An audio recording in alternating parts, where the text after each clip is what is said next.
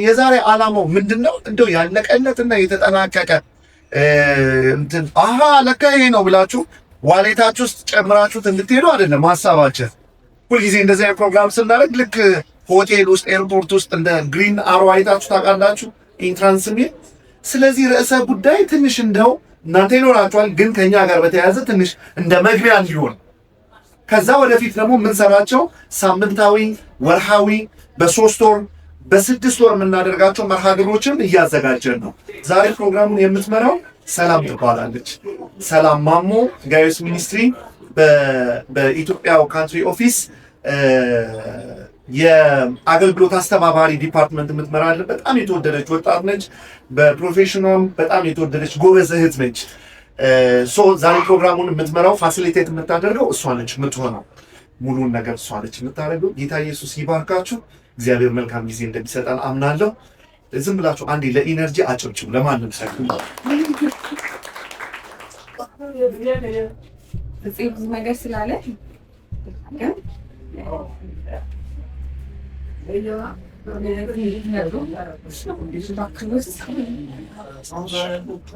ደህና ናችሁ?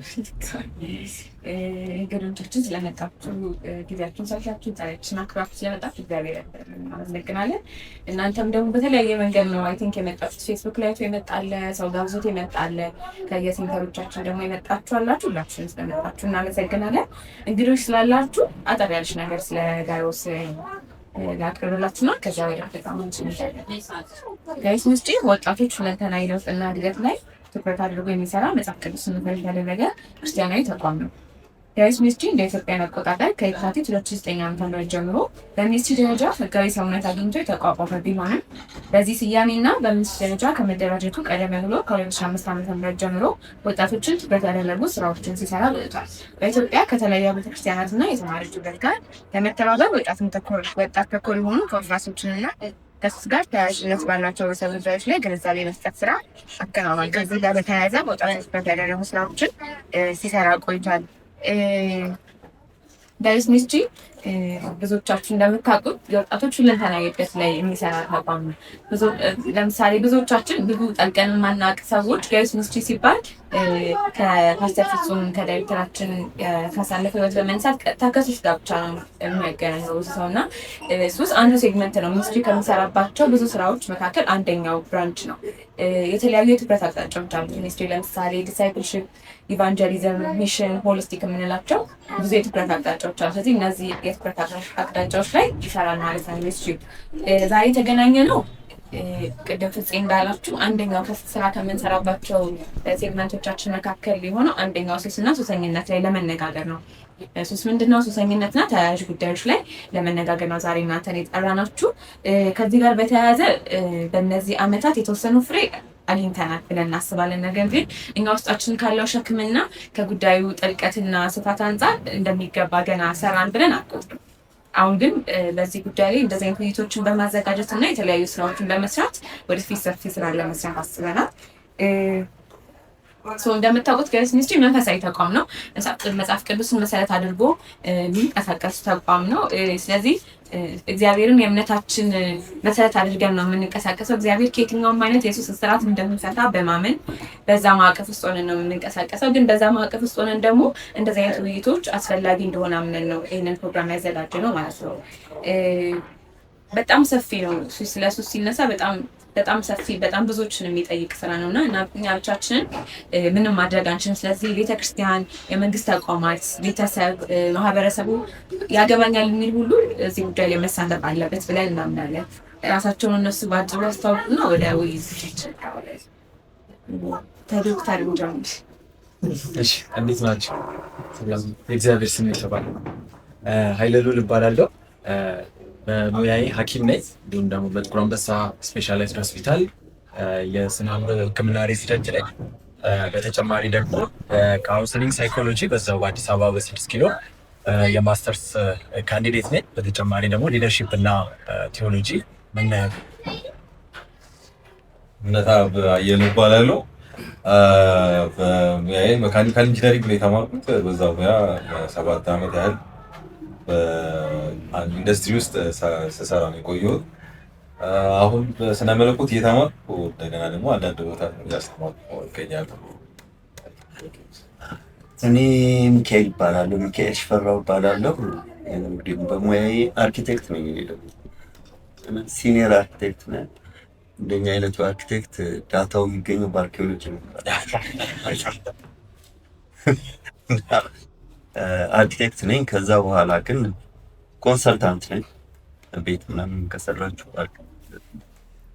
ከዛ በኋላ ግን አንዳንድ መጽሐፎች ጽፍ አሳትሜያለሁ። 5 የሚሆኑ መጽሐፎች በአብዛኛው ሴኩላር ናቸው፣ ግን ስፒሪቹዋል ማንነቴም ኤክስፕሬሽን ያገኝባቸው መጽሐፎች ናቸው። በተለያዩ ርዕሶች ናቸው።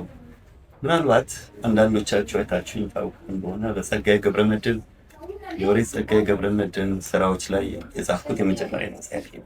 የቀሩት ደግሞ በተለያየ አጀንዳ የተጻፉት 2 መጽሐፎች ደግሞ ከሌሎች ጋር በግሩፕ የጻፍኳቸው 7 ያላችሁ ፍጹም ነው። ግን አሁን እዚህ ያመጣኝ እንደ ፓስተር ፍፄ በወጣትነት in my 20s and even በቲኔጅ በአዲክሽን ውስጥ አልፌያለሁ። ያው ነገር ግን ያለ ካውንስሊንግ ሰፖርት በእግዚአብሔር ብቻ ጸጋ ሊወጡት ከዛ በኋላ ቮለንተር ሆኜ አንድ ኒው ላይፍ የሚባል የሪሃብ ሴንተር ውስጥ for the past 3 years እዛ ሪሃቢሊቴት ሪከቨር የሚያደርጉ ልጆች ጋር ኤክስፒሪየንስ ሼሪንግ ነው። ከዛ በኋላ በዛ ውስጥ ደግሞ የተማሩት ነገር አለ። እነሱ ጋር ሳካፍል እግዚአብሔር የሰጠኝን ጸጋ በማንበብ እና የበለጠ ነገሮችን ለመረዳት ያለፍኩበት ነገር ነው ዛሬ መካፈላችሁ ማለት ነው። አዲክሽን የሚመለከት ያለው ነገር ማለት ነው እና ይሄው። እሺ መጀመሪያ የምናነሳው ሀሳብ ሱስ ምንድን ነው? ሱሰኝነትስ ምንድን ነው? ዶክተር ካንተ ቀለል አድርገን ባይም የምናደርገው ምናው ያለው። ስለዚህ እኔ ሱስ ምንድን ነው የሚለውን ሳነሳ ከሕክምና ጋር ያሉትን ነገሮች እንደሆነ ኮንሲደር እያደረጋችሁ እያሰባችሁ ምናልባት መሀል ላይ አማርኛ ፍቺ የሌላቸው ነገሮችን በእንግሊዝኛ ልጠቀም እንችላሉ። ይቅርታ ጠይቃለሁ። እንግዲህ ያው በአማርኛ ስለሆነ እንትን የምናደርገው ማለት ነው። እንግዲህ ሱስ ሲባል ማንም ሱስ የሚለውን ቃል ማያውቅ ሰው የለም ብዬ አላስብም እና የብዙ አይነት ሱሶች አሉ አይደል? ሰብስታንስ የምንላቸው አደንዛዥ ዕፅ የምንላቸው አሉ። ከዛም በተጨማሪ ደግሞ የባህሪ ሱሶች አሉ። የሌብነት ሱስ ይባላል። እንደገና ደግሞ የሶሻል ሚዲያ ሱስ፣ የስልክ ሱስ አለ ይባላል። እንደገና ደግሞ የቁማር ሱስ የምንላቸው ነገሮች አሉ። ሱስ ምንድን ነው ስንል የቁማር፣ የሲጋራ፣ የጫት እያለን ስንከፋፍላቸው ሱስ እንግዲህ በሕክምናው ማለት ነው አንድ በሁለት ከፍለን እናያቸዋለን። አንደኛው ቢሄቪየራል የምንለው ወይም ደግሞ የባህሪ ሱስ የምንለው እና እንደገና ደግሞ የሰብስታንስ የምንላቸው የአደንዛዥ ዕፅ ወይም ደግሞ የንጥረ ነገሮች ሱስ የምንላቸው ናቸው። ስለዚህ የባህሪ ስንል ቅድም የጠቀስኳቸውን ነገሮች ናቸው። ሰብስታንስ ስንል ወይም ደግሞ ንጥረ ነገሮች ስንል ደግሞ እነዚህን በኋላ የምንገልጻቸውን ነገሮች ጫት፣ ሲጋራ፣ ማሪዋና፣ ሌሎች ኮኬን እያልን የምንጠቅሳቸውን ነገሮች የዛ ሱስ እንደሆነ እንድትረዱ ማለት ነው። ስለዚህ ሱስ የሚለው ቃል እንግዲህ አማርኛ ቀጥታ ፍቺው ጥገኛ መሆን ወይም ባሪያ መሆን የሚለውን ይገልጻል። ከዛ ባለፈ ግን በሕክምናው ዲፋይን ስናደርገው ወይም ስንተረጉመው አንድን ነገር ከቁጥጥር ውጪ በከፍተኛ ሁኔታ በምንጠቀምበት ጊዜ ወይም ደግሞ ሱስ አምጪውን ነገር ስንጠቀም ያንን ደግሞ የሚያመጣው የሰውነት ላይ የሚያመጣ ባህሪ ላይ የሚያመጣ እንዲሁም ደግሞ ስነ ልቦና ላይ የሚያመጣው ውጤት ሱስ እንለዋለን ማለት ነው። ስለዚህ ሱስን ዲፋይን ስናደርገው እንደዛ ነው። እንግዲህ በሕክምናው ብዙ አይነት የሱስ አይነቶች አሉ ብያቸዋለሁኝ። እኛ ግን ዛሬ የምናወራበት ሱስ ብለን ምናልባት የምንነጋገርበት እነዚህ ከንጥረ ነገሮች ጋር ተያይዘው ያሉ ሱሶችን ነው ማለት ነው። ስለዚህ ከንጥረ ነገር ጋር ያሉ ሱሶችን እንግዲህ በሕክምና ወይም ደግሞ በሳይካትሪው 12 ካታጎሪ ውስጥ ይከፈላሉ። ከዛ ውስጥ በዋነኝነት የምናውቃቸው ሱስ አይነቶች አሉ አይደለ? አልኮል የምንለው አለ፣ እንደገና ጫት የምንለው አለ፣ እንደገና ደግሞ ከዛ ጋር ተያይዞ ደግሞ በሲጋራ ውስጥ ያለው ኒኮቲን የምንለው አለ። እንደገና ደግሞ ለህመም ማስታገሻ የምንጠቀማቸው ኦፖይድስ የምንላቸው አይነት አሉ። ኮኬን የምንለው አለ። በጣም ብዙ አይነት በርካታ 12 የሚሆኑ ካታጎሪዎች ውስጥ ያሉ የንጥረ ነገሮች አይነት ናቸው ማለት። ስለዚህ እሱን ነው የምናወራው። ስለዚህ እነዚህ ምንድነው አንድ የሚያደርጋቸው ምንድነው እሱ ከሌሎች ንጥረ ነገሮች ከሌሎች ሰብስታንሶች ከጎመን ጫት የሚለየው ምንድን ነው የሚለውን ስንመለከት ሁሉም እነዚህ አሁን የምንጠቅሳቸው 12 የጠቀስኳቸው ንጥረ ነገሮች አእምሮ ላይ ወይም ደግሞ አንጎል ላይ ብሬን ሪዋርዲንግ ሲስተም ይባላል። ያ ብሬን ሪዋርዲንግ ሲስተም ላይ ተመሳሳይ አይነት ውጤት ባይኖራቸውም ግን ኢፌክት አላቸው እዛ ላይ ማለት ነው። ስለዚህ አእምሯችን ውስጥ ያለው ወይም ደግሞ አንጎላችን ውስጥ ያሉ ንጥረ ነገሮች አሉ። እነዛ ንጥረ ነገሮች እንግዲህ የምንከውን ስንደሰት፣ ስናዝን ኢሞሽኖችን ሊሆን ይችላል፣ ባህሪ ሊሆን ይችላል፣ እንደገና ደግሞ ያለን የሰውነትን እንቅስቃሴዎች ሊሆን ይችላል። እነዛን የሚቆጣጠሩ ንጥረ ነገሮች አሉ። እነዛ ንጥረ ነገሮችን የሚቀያይሩ የመቀየር ወይም ደግሞ የመጨመር ወይ የመቀነስ ኢፌክት አላቸው ወይም ደግሞ ውጤት አላቸው ማለት ነው እነዚህ። ስለዚህ ጎመንና ጫትን ስንመለከት ጎመን ለምንድን ነው የማያመረቅነው የሚለውን ስንመለከት በውስጡ ያለው ኮንተንት ብሬን ሪዋርዲንግ ሲስተም ላይ ምንም አይነት ኢፌክት ስለማያመጣ ወይም ደግሞ እዛ ላይ ያሉትን ንጥረ ነገሮች ስለማይቀይራቸው ሱስ አይደለም ወይም ደግሞ ሱስ አምጪ አይደለም እንላለን ማለት ነው። ስለዚህ ሁሉም ሱስ አምጪ ንጥረ ነገሮች እዚህ የአንጎል ክፍል ላይ ሊምቢክ ሲስተም እንለዋለን። ስፔሲፊካሊ ዛሬ ያው ከላይ ስለሆነ ሌላ ጊዜ ላይ በደንብ ሰፋ አድርገን እንትን እናደርገዋለን። ስለዚህ እዛ ላይ የሚያመጣው ኢፌክት ነው ወይም ደግሞ ተጽዕኖ ነው ማለት ነው። ስለዚህ በዛ ምክንያት የሚመጡ የባህሪ ለውጦች ይኖራሉ፣ የአካላዊ ለውጦች ይኖራሉ፣ እንደገና ደግሞ የስነ ልቦና ለውጦች ይኖራሉ ማለት ነው። በእንደዛ መልክ ነው ሱስና አራጣ አበዳሪን ወይም ብድርን አንድ የሚያደርጋቸው ነገሮች አሉ። አራጣ ስትበደሩ ወይም ደግሞ ብድር ስትበደሩ በወለድ ይሄ ብድር የሚያበድሩ ተቋማት አሉ አይደለ? ብዙ ተቋማቶች አሉ። ለዚህ እነሱና ሱስ ምንድነው የሚያመሳስላቸው ብላችሁ ስትመለከቱ ብድር ስትበደሩ ምናልባት ለተወሰነ ነገር የሆነ ነገር ቸግሯችሁን አይደል? እያላችሁ ብድር አትበደሩ ማለት የሆነ ነገር ቸግሯቸዋል። ስለዚህ ያቺን ጊዜያዊ የሆነቿን ችግር ለመፍታት ያንን ትበደራላችሁ።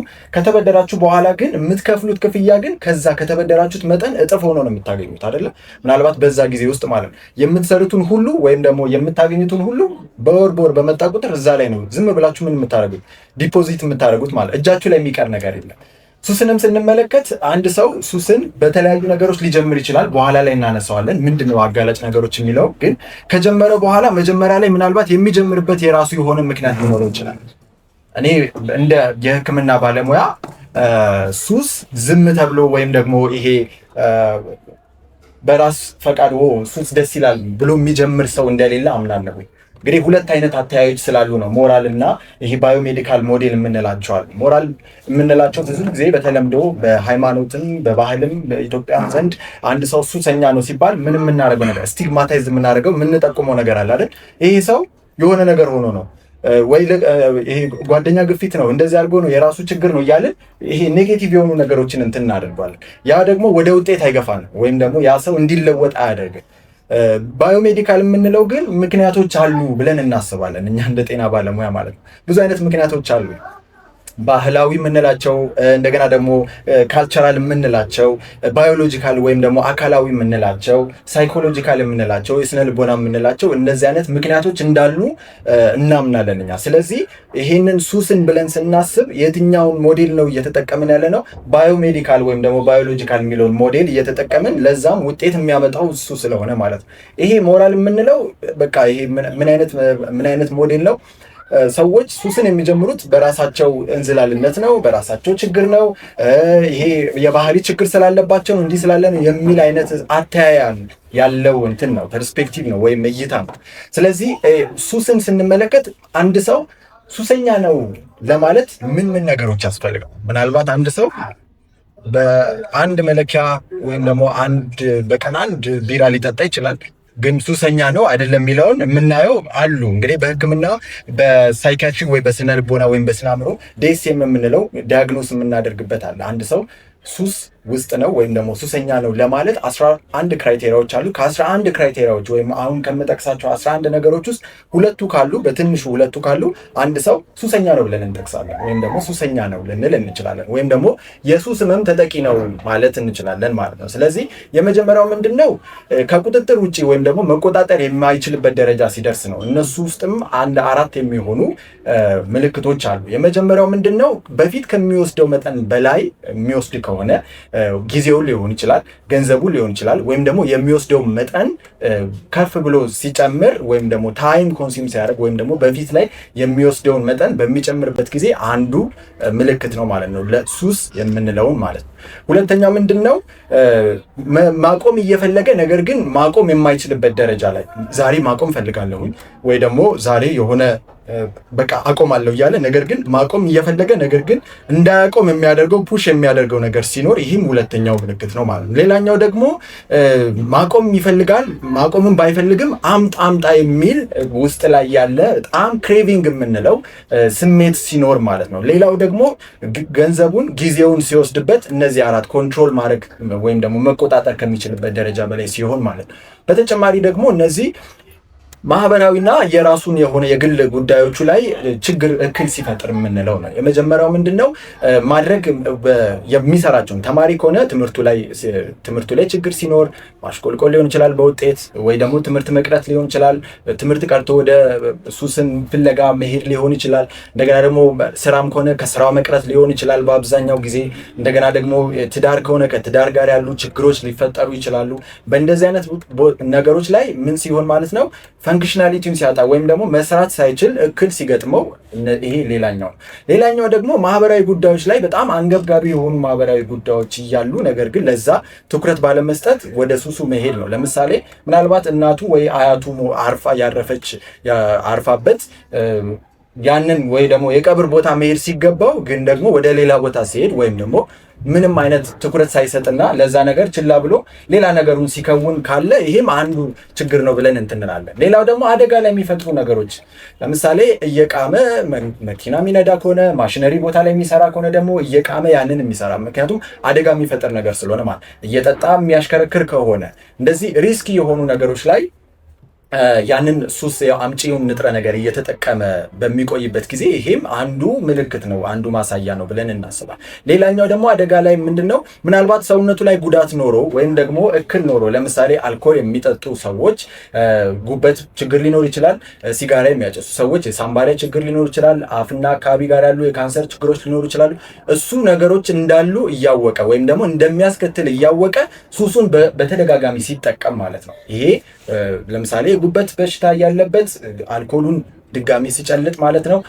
እንደገና ደግሞ ሲጋራ ወይም አፍ አካባቢ ጋር ካንሰር ኖሮ ወይ የሳምባ ችግር ኖሮ ሲጋራውን በሚያጨስበት ጊዜ ማለት ስለዚህ ችግሩን እያለ የችግሩን አስከፊነት እያወቀ ያንን በተደጋጋሚ የሚወስድ ከሆነ ይሄ እንለዋለን። ሌላው ደግሞ ፋርማኮሎጂካል የምንላቸው በልኬት የሚለኩ ወይ በላቦራቶሪ የሚለኩ ቶለራንስ የምንለው ነው።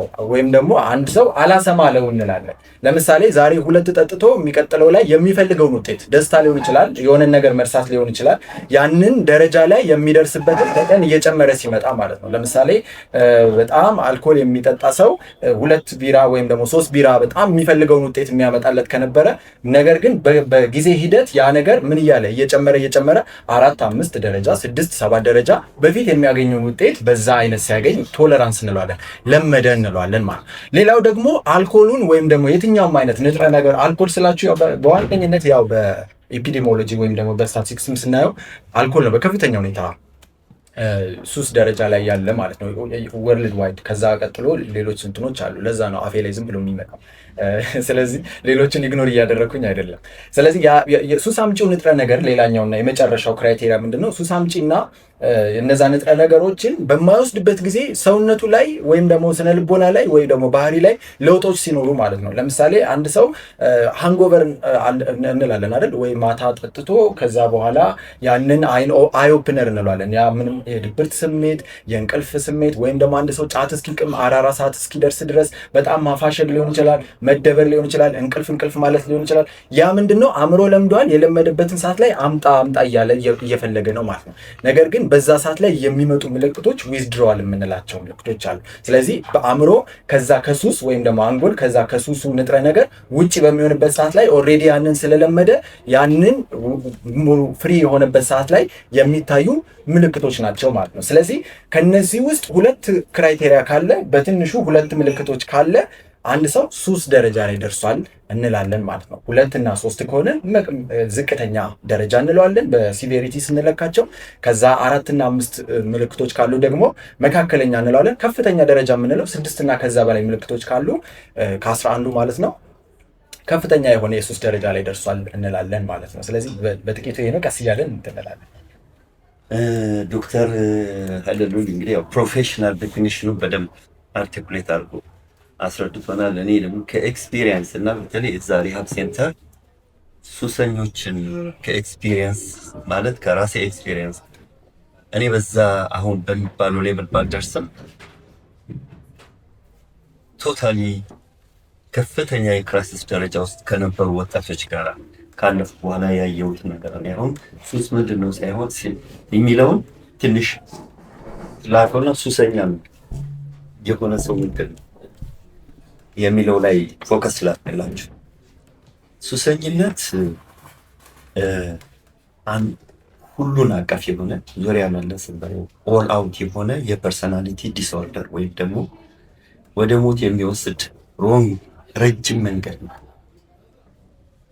እና ወይም ፐርሰናሊቲ ዲስኦርደር ይሉታል ዶክተር ሀይለሉል ዴፊኒሽን የማንነት መፍረስ ነው ይችላል።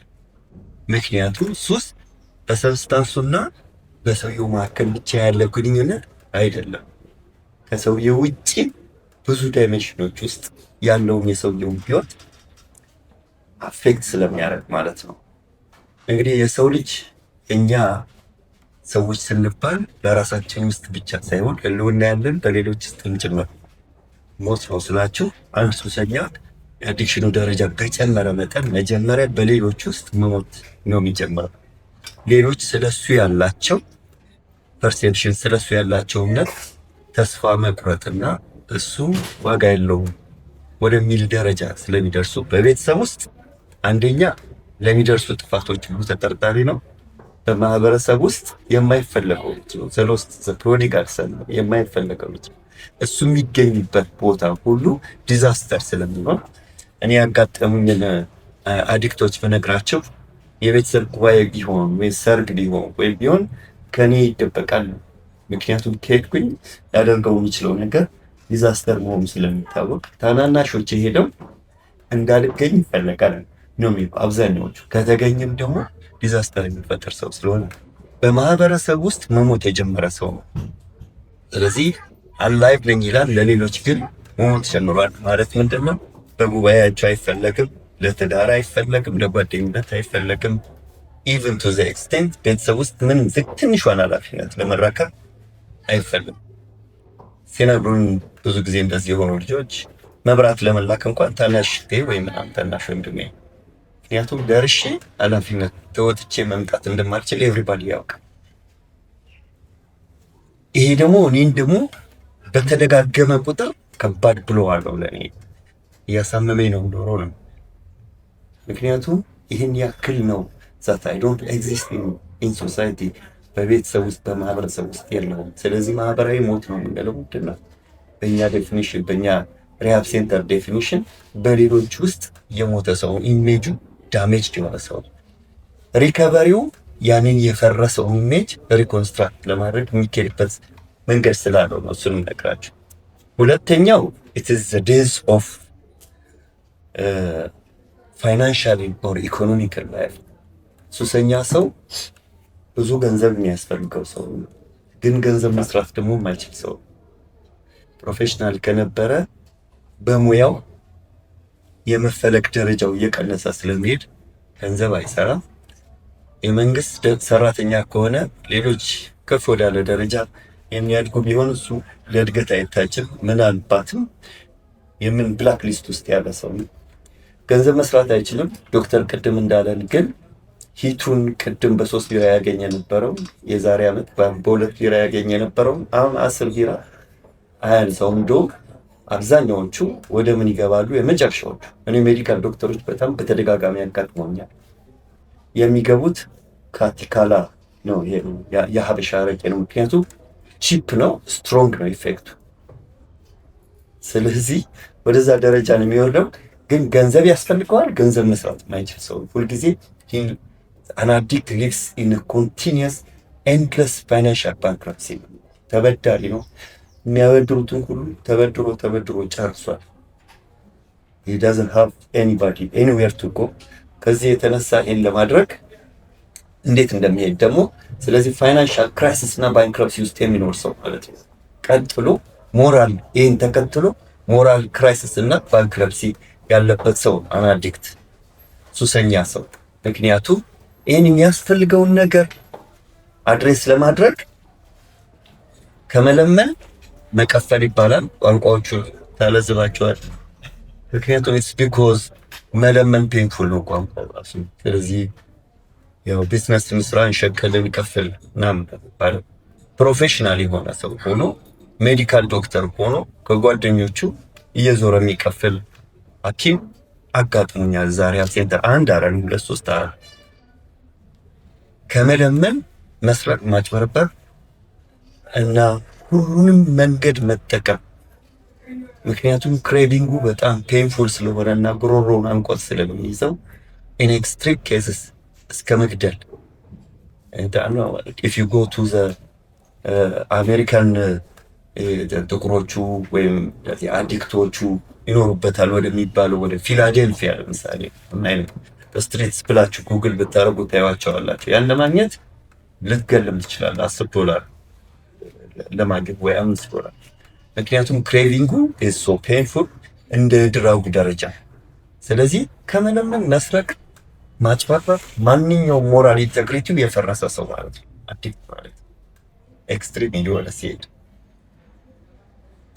ሶስተኛው ፕሮፌሽናል ኬሪየሩ የተቀማ ሰው ባለሙያ ከነበረ አሁን እንደኔ ያለ አርኪቴክት ከሆንክ በየወቅቱ የሚወጡትን ሶፍትዌሮች ማወቅ አለብህ፣ አዳፕት ማድረግ አለብህ።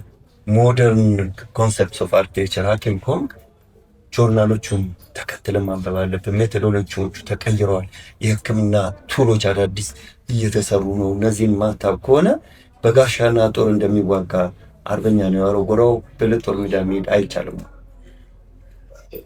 እንደሱ ነው በቃ። አሁን በቲ ስኩዌር እና ሴት ስኩዌር የሚሰራ አርኪቴክት ቢሆን ጋሻና ጦር ይዞ እንደመጣ አርበኛ የሚቆጠር ነው። ዶሮኛ የተማርነው በእንትን በማስመሪያ አሁን ሌላ ነገር ነው። ስለዚህ አዲክት የሆነ ሰው ራሱን አፕዴት ለማድረግ አይምሮ በሌላ ጉዳይ እስር ቤት ውስጥ የገባበት ሰው ስለሆነ ራሱን አፕዴት ለማድረግ አቅምም ጊዜም ሁኔታም ስለማይፈቅድለት እስረኛ ነው። ስለዚህ ኬሪየሩ እየሞተ የሚሄድ ሰው ማለት ነው። የሚገርማችሁ ካጋጠሙኝ ሰዎች ውስጥ ብነግራችሁ ሜካኒካል ኢንጂነር በእምነት ሜካኒካል ኢንጂነር የነበረ ኢትዮ ኒፖን በኒሳን ካምፓኒ የሰራ የነበረ መሐንዲስ ነው። በጣም ሲኒየር ኤሌክትሪካል መሐንዲስ ነበር ማለት ሜካኒካል መሐንዲስ የነበረ ልጅ ነው። ነገር ግን ያው ስራ አይገባም። ጠዋት ተነስቶ ስራ መግባት አይችልም። ጠዋት አንጎበር ላይ ነው።